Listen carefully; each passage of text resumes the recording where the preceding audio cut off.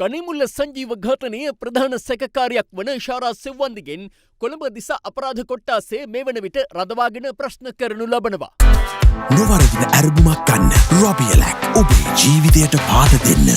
එහිදී ඇය පවසා ඇත්තේ තමන්ගේ පෙර පෙම්වතෙකු වූ මද්‍රව්‍යජාවාරම්කරුවෙකු හරහා කෙහෙල්බාදර පද්මේ හඳුනාගත් බවයි. ගනිමුල්ල සංජීව ඝාතනයේ වෙඩික්කරු බවට පැවසෙන සමිඳුන් දිල්ෂාන් පියුමංග නැමැත්තාව පද්මේ විසින් තමන්ට හඳුන්වා දුන් බවද ඉෂාරා විමර්ශන නිලධාරීන් හමුවේ පවසා තිබෙනවා. කොහොම හරි ඌලව්වා වැඩේ කරවගන්නා ලෙසට තමන්ට පද්මේ පැවසූ බවත් ඇය විමර්ශන නිලධාරීන් හමුවේ පවසා ඇති බවයි වාර්තා වන්නේ. ඒ අනුව තමන් ඔහු සමග සමීප සබඳතාවක් පවත්වමින් ඝාතනය සඳහා මෙහෙය වූ බවද ඉෂාරා පවසා තිබෙනවා.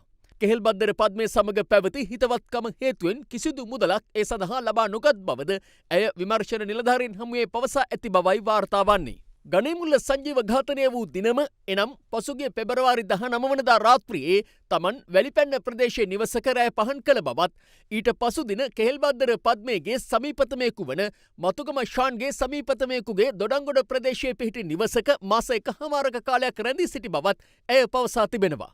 අනතුරුව ඇය අප්‍රේල් 13 වනදා දොඩංගොඩ සිට මිද්දනිය ප්‍රදේශයේ නවාතැන්ගෙන සිටි නිවස වෙත ගොස් තිබෙනවා. එම දිනේ ඔවුන් යොදාගෙන ඇත්තේ අලුත් අවුරුදු සමය බැවින් පොලිස් නිලධාරීන් අවුරුදු රාජකාරිවල යෙදී සිටි නිසා බවයි වාර්තා වන්නේ.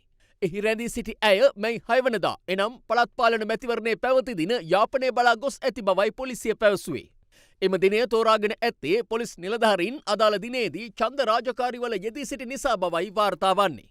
ඒ කාලය තුළදී තමන් කිසිදු ජංගම දුරකථනයක් භාවිත නොකළ බවත් ඇය පවසා ඇති බවයි වාර්තා වන්නේ. මේ අතර ඉෂාරා සෙව්වන්දි අද දිනේදීත් මතුගම ප්‍රදේශයට රැගෙන ගියා.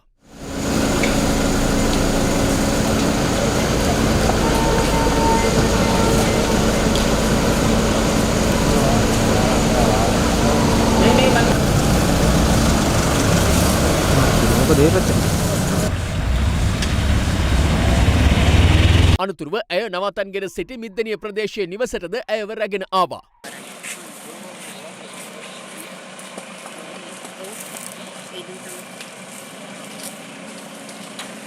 මේ අතර කොළඹ අපරාධ කොට්ටාසේ විසින් ඇයට නවාතැන් ලබා දුන් වැලිපැන්න නිවසේ හිමිකාරිය හා ඇයගේ බෑනා වන අලුත්ගම පොලිසියට අනුයුක්ත පොලිස් කොස්තාපල්වරයෙකු අත්අඩංගුවට ගෙන තිබෙනවා. එමෙන්ම දොඩංගොඩ නිවසේද නවාතැන් ලබා දුන් පුද්ගලයාව අත්අඩංගුවට ගත් බවයි පොලිසිය පැවසුවේ. මිද්දනිය ප්‍රදේශයේ ඇයට නවාතැන් ලබා දුන් නිවසේ කාන්තාවද පොලිසිය අත්අඩංගුවට ගෙන තිබෙනවා. එම කාන්තාව හරක්කට අඝාතනය කිරීමට උත්සාහ දැරීම සම්බන්ධයෙන් අත්අඩංගුවට ගත් ඉඩම් ගොඩ කිරීමේ සංස්ථාවේ සේවකයාගේ බිරිය බවයි පොලිසිය සඳහන් කළේ.